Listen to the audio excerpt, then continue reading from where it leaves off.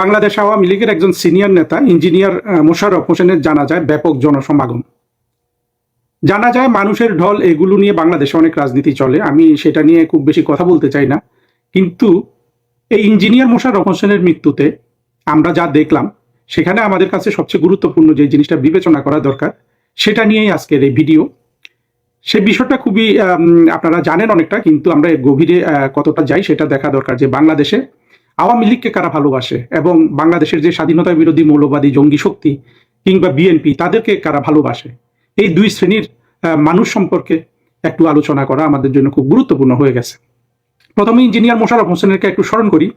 উনি 1943 সালে জন্মগ্রহণ করেন। ওনার বয়স 83 বা 84 হয়েছে। এবং গতকাল বর্নিল রহমান তার ফেসবুকে একটা পোস্টে খুব সুন্দর করে একটা জিনিস লিখেছেন। তার চট্টগ্রাম এবং ফেনীর সংযোগে যে শুভপুর ব্রিজ রয়েছে, কিভাবে তিনি 1971 সালের ঠিক 25শে মার্চ এই ব্রিজটা কেরোসিন আর কয়লা দিয়ে জ্বালিয়ে দিয়েছিলেন। এবং একটা ব্রিজ ধ্বংস করা, বুঝতেই পারছেন চট্টগ্রাম ঢাকা চট্টগ্রামের যে মহাসড়ক, সেখানে যদি ব্রিজ ধ্বংস করে দেওয়া হয় কি অবস্থা হতে পারে যুদ্ধে। ঠিক পাকিস্তানি বাহিনী কুমিল্লা থেকে চট্টগ্রাম যাওয়ার উদ্দেশ্যে রওনা হয়েও এই ব্রিজ ধ্বংস হয়ে যাওয়ার কারণে, ব্রিজ ধ্বংস মানে চলাচলের অযোগ্য করে দেওয়ার কারণে তারা আর চট্টগ্রামে পৌঁছতে পারেনি। ফলে দেখা গেছে যে চট্টগ্রামে আমাদের মুক্তিযুদ্ধ অনেক আগে সংগঠিত হয়েছে এবং এ নিয়ে অনেক কিছু আপনারা জানেন। কিন্তু আমরা এই যে বীর মুক্তিযোদ্ধা ইঞ্জিনিয়ার মোশাররফের যে কাহিনী কালকে জানলাম বর্নিল রহমানের পোস্ট থেকে, সেটা আমার কাছে যে জন্য গুরুত্বপূর্ণ মনে হয় সেটা হলো, এই ইঞ্জিনিয়ার মোশাররফকে, একজন 83 বছরের বৃদ্ধ মানুষ, 24-এর জঙ্গি উত্থানের পর ওনাকে কিন্তু ইউনূসের ডাকাত বাহিনী গ্রেফতার করেছিল এবং নির্যাতন করেছে। শেষে ওনাকে জামিনে মুক্তি দিয়েছে, কিন্তু একজন মুক্তিযোদ্ধাকে তো যতটুকু অপমান করা যায় তার চেয়ে বেশি করেছে। এবং আমরা এখন দেখছি যে বাংলাদেশের কারাগারে যারা বাংলাদেশ সৃষ্টি করেছে, এই ইঞ্জিনিয়ার মোশাররফ, সাথে আমির হোসেন আমু, শাহজাহান খান, কত কত মুক্তিযোদ্ধা, এমনকি রাশেদ খান মেনন, হাসানুল হক ইনু, আরো অনেক, সবার নাম বলার এখানে দরকার আছে বলে মনে করি না। এইসব মুক্তিযোদ্ধাদের ইউনূস জেলে পুরেছে আর ছেড়ে দিয়েছে বাংলাদেশের সব জঙ্গি বাহিনীকে। কি বলবো, এসব আমরা স্মরণ করে এখন যতই দুঃখ পাই। বাংলাদেশে এই অবাস্তব ঘটনাগুলো ঘটেছে, এখনো আমির হোসেন আমু জেলে এবং ইঞ্জিনিয়ার মোশাররফ নিশ্চিতভাবে উনি যে নির্যাতনের শিকার হয়েছেন জঙ্গি উত্থানের পর, সেটা না হলে অবশ্যই উনি আরো দীর্ঘায়ু পেতেন। উনি হয়তো 90-95 বছর পর্যন্ত বাংলাদেশে উনি জীবনে উনি বেঁচে থাকতেন এবং আমরা ওনার অভিজ্ঞতা, ওনার জীবন থেকে সমৃদ্ধ হতে পারতাম। সেই সুযোগ আমাদেরকে বঞ্চিত করেছে ইউনূস বাহিনী। আর আজকে যখন বাংলাদেশে সবকিছু নিষিদ্ধ, আওয়ামী লীগ নিষিদ্ধ, ছাত্রলীগ নিষিদ্ধ, সব লীগ নিষিদ্ধ, সেখানে সেই অবস্থায় ইঞ্জিনিয়ার মোশাররফের এই জানাজা, আপনারা নিশ্চয়ই ভিডিওতে, ছবিতে জানাজাটি দেখেছেন। এবং একজন গণমানুষের নেতাকে কিভাবে মানুষ শ্রদ্ধা জানাতে এসছে, তার জন্য জানাজা পড়তে এসে, হ্যাঁ, এগুলো তো এই হাদি বলেন, গোলাম আজম বলেন, হাদির জানাজায় আমরা কি দেখলাম, যে জামাত এবং ইউনূস বাহিনী সারা বাংলাদেশে সংগঠিত করে বাংলাদেশের মানুষকে জড়ো করেছে। কিন্তু ইঞ্জিনিয়ার মোশাররফ হোসেনের জানাজায় সেটা কিছু করতে হয় নাই। হ্যাঁ, গোলাম আজমের একটা বিশাল জানাজা হয়েছে, জিয়াউর রহমানের বড় জানাজা হয়েছে, তো কি হয়েছে, বঙ্গবন্ধুর জানাজা তো আপনার এমন ভাবে করেছে যে কোনো মানুষই সেখানে যেতে পারেনি। আমাদের জন্য জানাজাগুলো হলো এক একটা দুঃখের ব্যাপার আর কি। কিন্তু সময় বদলে গেছে। আজকে ইঞ্জিনিয়ার মোশাররফের যে জানাজা হয়েছে, এইটা কিন্তু এই যে বাংলাদেশ আওয়ামী লীগের আজকে যে জনপ্রিয়তা সারা বাংলাদেশে বেড়ে গেছে, সেটার একটা আপনার চিহ্ন। এবং এইখান থেকে আওয়ামী লীগ শুধু উপরের দিকে উঠতে থাকবে, যেটা আসলে 5 আগস্টের পর কিছুদিন দমন পীড়ন, হত্যা, লুণ্ঠন, রাস্তায় পিটিয়ে মেরে ফেলা, এগুলোকে অতিক্রম করে আওয়ামী লীগ যে অবস্থায় এসে, অনেক জায়গায় খবর দিচ্ছে যে তারেক রহমানের সরকার, জঙ্গি মৌলবাদীরা আওয়ামী লীগকে ভয় পাচ্ছে এবং ভয় পাওয়াই স্বাভাবিক। আওয়ামী লীগ তো এদেরকে পরাজিত করে করে করে করেই কিন্তু এই পর্যন্ত এসে 1971 সালে পরাজিত করেছে, 75-এ ওরা বঙ্গবন্ধুকে হত্যা করেছে, আবার আওয়ামী লীগ এদেরকে পরাজিত করেছে, 1996 সালে রাষ্ট্র ক্ষমতায় এসেছে।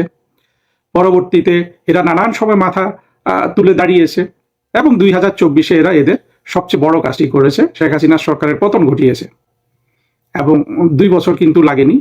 বাংলাদেশ আওয়ামী লীগের যে জনসমর্থন আজকে আপনি দেখবেন, সেটা সম্পর্কে কারো কি কোনো সন্দেহ আছে যে বাংলাদেশের প্রতিটা সেক্টরে ইউনূস এবং পরবর্তীতে তারেক রহমান যেভাবে সবকিছু ধ্বংস করে দিচ্ছে, অর্থনীতিকে বিনাশ করছে, ছোটখাটো বিষয় নিয়ে আনন্দ করছে, যেখানে রাষ্ট্রের শিশুরা মারা যাচ্ছে, হামের মতো একটা, যেই রোগে এখন আর মানুষ মরে না, সেখানে বাংলাদেশের শিশুরা মারা যাচ্ছে। সেই অবস্থায় বাংলাদেশ আওয়ামী লীগের যে গণমুখী এবং মানুষের প্রতি দরদ থেকে যেসব কর্মকাণ্ড, মানুষের জীবন মান উন্নয়নের জন্য যেসব কর্মকাণ্ড, শিক্ষা খাতে, স্বাস্থ্য খাতে, দারিদ্র্য বিমোচনে, সেগুলা মানুষ এখন বেশি বেশি স্মরণ করছে। এই অবস্থায় আসলে বাংলাদেশের 24-এর জঙ্গি এবং স্বাধীনতা বিরোধীদের ভয় পাওয়া ছাড়া তো আর কোনো উপায় নেই। যদি ওরা এখনো গলা উঁচিয়ে কথা বলে এবং ওরা হুঙ্কার দেয়, আওয়ামী লীগকে ওদের ভয় এবং আওয়ামী লীগের ধ্বংস ওরা কামনা করে, কিন্তু তারা তো আওয়ামী লীগকে ধ্বংস করতে পারে নাই এবং পারার কোনো সুযোগও নাই। কারণ হলো আওয়ামী লীগকে বর্তমানে বাংলাদেশে আপনার ব্যাপক জনগণ, আওয়ামী লীগের সাধারণ যে সমর্থক বলা হয় 35%, তার সাথে এখন আরো 25% যোগ হয়েছে স্বাধীনতা বিরোধী জঙ্গি মৌলবাদী শক্তির অত্যাচারে, তাদের অদক্ষতায়, অব্যবস্থাপনায়, তাদের ব্যর্থতায় বাংলাদেশের অনেক মানুষ, তাদের সমর্থকও কিন্তু আজকে বুঝে গেছে যে এদের দিয়ে বাংলাদেশ চলবে না। তো এই অবস্থায় আমরা বাংলাদেশের যে মানুষের যে ভালোবাসা, মানুষ যে 2 ভাগে বিভক্ত বাংলাদেশে, এক পক্ষ স্বাধীনতা বিরোধী এবং 1971 সালে পরাজিত শক্তিকে সমর্থন করে, আরেক পক্ষ বাংলাদেশের মুক্তিযুদ্ধের দল আওয়ামী লীগকে সমর্থন করে। দেখুন, বাংলাদেশ আওয়ামী লীগকে যারা সমর্থন করে, তারা কি জন্য আওয়ামী লীগকে সমর্থন করে? এর বেশিরভাগ মানুষ কিন্তু যে মুক্তিযুদ্ধের চেতনা বা এগুলো নিয়ে তাদের জীবনে ভাবার কিন্তু অবকাশ নাই। তারা বাংলাদেশ আওয়ামী লীগকে সমর্থন করে কারণ দেখে যে বাংলাদেশ আওয়ামী লীগ আসলে তাদের জীবন নিরাপদ হয়, তাদের পকেটের অবস্থা ভালো থাকে, তাদের জন্য কর্মসংস্থান সৃষ্টি হয় এবং তাদের জন্য নানামুখী জনকল্যাণমূলক কর্মকাণ্ড রাষ্ট্র গ্রহণ করে। শেখ হাসিনার সেসব সোশ্যাল সেফটি নেট আপনারা জানেন। সাথে সাথে উনি কিভাবে গৃহহীন মানুষকে গৃহ দিয়েছেন, দরিদ্র মানুষদের ব্যবস্থা করে দিয়েছেন নানা ধরনের, এবং শিশু মৃত্যু হার কমানো, টিকার সুব্যবস্থাপনা, যেটা সারা বিশ্বে প্রশংসিত হয়েছে, সেটা কিন্তু ইউনূস 2 বছর ক্ষমতা থাকাতেই ধ্বংস করে ফেলেছে। এবং বাংলাদেশ আওয়ামী লীগকে মানুষ আরেকটা যে কারণে ভালোবাসে, সেটা হলো আওয়ামী লীগের মধ্যে ছলচাতুরি, মিথ্যা বলার কিছু নাই। অর্থাৎ আওয়ামী লীগের কর্মকাণ্ডের উপরই বাংলাদেশের মানুষ আওয়ামী লীগকে সমর্থন করে। আর যারা স্বাধীনতা বিরোধী জঙ্গি মৌলবাদী শ্রেণীকে সমর্থন করে, তারা কি জন্য করে? এর বেশিরভাগ সমর্থন করে হলো যে সেই যে একেবারে 1972 সাল থেকে যেটা জাসদ শুরু করেছিল এবং পরবর্তীতে 1975 সালের পর জাসদ, তারপরে বিএনপির জন্ম হলো বিএনপি, জিয়াউর রহমান জামাতকে রাজনীতি করার সুযোগ করে দিলেন, এই পুনরুত্থিত জামাত, এদের সবারই একটা পুঁজি, যে কি পুঁজি? ভারত বিরোধিতা। অর্থাৎ ভারত একটা শত্রু রাষ্ট্র, হিন্দু রাষ্ট্র, এদেরকে ঘৃণা করতে হবে। কেন ঘৃণা করতে হবে? ভারত বাংলাদেশ থেকে সবকিছু নিয়ে যায়, হ্যাঁ, ভারত টিকেই আছে বাংলাদেশ শোষণ করে, বাংলাদেশের উপর এদের অর্থনীতি জড়িত। অর্থাৎ বাংলাদেশ শোষণ করে ভারত আর অর্থনীতি জিয়ে রেখেছে। আমি এমন এমন গল্প পড়েছি এখন পর্যন্ত, এমন ভাবে জঙ্গি স্বাধীনতা বিরোধী মৌলবাদীরা এমনও কথাবার্তা বলে যে 1971 সালের যুদ্ধে বাংলাদেশ থেকে সব সম্পদ নিয়ে গিয়ে ভারত তার অর্থনীতি গড়েছে। 1971 সালে বাংলাদেশে কি ছিল না ছিল সেগুলা মানুষ আর বুঝতে পারে না। মানুষ বোঝে যে এই যে একটা ধ্বংসপ্রাপ্ত দেশ, সেখান থেকে কি নেয়ার আছে। এগুলো তো বোঝার আসলে সুযোগ আমরা মানুষকে করে দিতে পারি না। আপনারা দেখবেন এমনকি এই যে পশ্চিম বাংলার লেখক, খুব জনপ্রিয় লেখক সুনীল গঙ্গোপাধ্যায় বিশাল উপন্যাস রচনা করেছে পূর্ব পশ্চিম। সেই উপন্যাসে লেখা যে ঢাকা থেকে ফ্রিজ, এয়ার কন্ডিশন এগুলা গাড়িতে তুলে নিয়ে গেছে ইন্ডিয়ান সৈন্যরা, এবং তারা অবাক হয়ে গেছে ইন্ডিয়ানরা, পাকিস্তানে যে ঢাকাতে এই ধরনের একেবারে আমেরিকান জিনিস পাওয়া যায়। আচ্ছা, মানলাম যায়, সুনীল গঙ্গোপাধ্যায় আপনি তো মরে গেছেন, আপনি জীবিত থাকলে জিজ্ঞেস করতাম যে কয়টা ফ্রিজ, কয়টা রেফ্রিজারেটর ইন্ডিয়ানরা দেখেছে ওইখানে। হ্যাঁ, ঢাকা শহরে তখন মানুষ কত ছিল, কতজনের বাসায় ফ্রিজ, এয়ার কন্ডিশন, রেফ্রিজারেটর ছিল? হ্যাঁ, সেনাবাহিনীর ওইখানে ছিল। হ্যাঁ, এগুলো নিয়ে আপনি লিখেছেন কয়টা? 5টা, 10টা, 20টা? আপনি এটা লিখেছেন। আর বাংলাদেশের জঙ্গি মৌলবাদীরা কিন্তু বানিয়ে ফেলেছে যে এই ঢাকা শহর থেকে আহরণ করা জিনিস দিয়ে ইন্ডিয়া তার অর্থনীতি করেছে। এইভাবে এই পশ্চিম বাংলার লেখক সাহিত্যিকাও কিন্তু বাংলাদেশের মৌলবাদীদের বিভিন্ন সময় কিন্তু তাদের এইসব মিথ্যা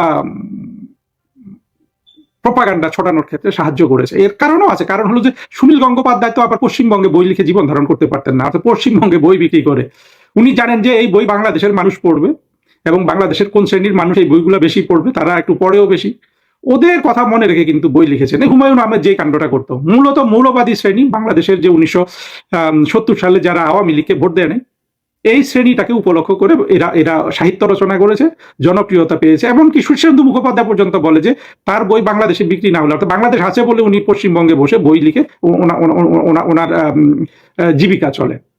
ভালো, কিন্তু ওই ফাঁকটা তো আমরা জানি না। আমরা জানি যে ওটা সুনীল গঙ্গোপাধ্যায় লিখেছে, হিন্দু, ফলে এইটাকে আপনার ফুলিয়ে বড় করে এই মৌলবাদী শ্রেণী যারা পরবর্তীতে আপনার এই তথ্য সন্ত্রাস করে পিনাকি, ইলিয়াস, মাহমুদুর রহমান, কনক সারোয়ার, এরা 24-এর জঙ্গি উত্থানটাকে একেবারে সুসংগঠিত করে, এটাকে তারা একটা মুভমেন্ট হিসাবে দাঁড় করিয়ে দেয়। আর ওরা খোরাক পায় কাদের? সেই সেকুলার হিন্দু বা লেখক, কবি, সাহিত্যিক, এদের শুধু জনপ্রিয়তা ধরে রাখার জন্য যে কথাগুলো বলা দরকার, অর্থাৎ যে রকম করে লেখা দরকার সেটা লিখে ওরা জনপ্রিয়তা আদায় করে। আর স্বাধীনতা বিরোধী মৌলবাদী জঙ্গি শ্রেণী সেটা থেকে তাদের অপপ্রচারের হাতিয়ার জোগাড় করে। আর এইভাবে আমি একটা ঘটনা বললাম, এইভাবে প্রতিটা ঘটনা বাংলাদেশে ঘটেছে পরবর্তীতে।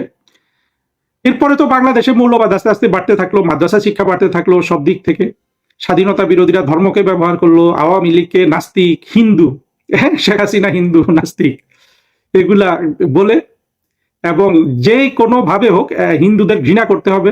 এবং এই ঘৃণায় অনেকে যোগ দিল, এখানে আওয়ামী লীগের লোকও আছে, যে কারণ হলো যে হিন্দুদের ঘৃণা করলে ওদেরকে বাংলাদেশ থেকে তাড়িয়ে দিলে ওদের তো জমি পাওয়া যায়, ওদের অর্থ সম্পদ পাওয়া যায়, হিন্দু নারী দখল করা যায়, এইভাবে এটা চলে আসলো। ফলে ভারত বিরোধিতা হয়ে গেল বাংলাদেশের একটা বড় ধরনের একটা প্রফিটেবল বিজনেস।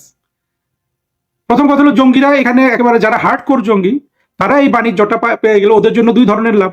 এক হলো বাংলাদেশ থেকে যদি হিন্দুরা চলে যায়, তাহলে বাংলাদেশের স্বাধীনতা যুদ্ধের পক্ষের, মুক্তিযুদ্ধের পক্ষের যে শক্তি, তাদের সমর্থন কমে যায়, কারণ হিন্দুরা তো মোটামুটি একচেটিয়া আওয়ামী লীগকে সমর্থন করে। হ্যাঁ, আপনারা বলবেন যে বিএনপিকেও করে, কিন্তু মন থেকে করে না, ওরা মন থেকে আওয়ামী লীগকে সমর্থন করতে চায়।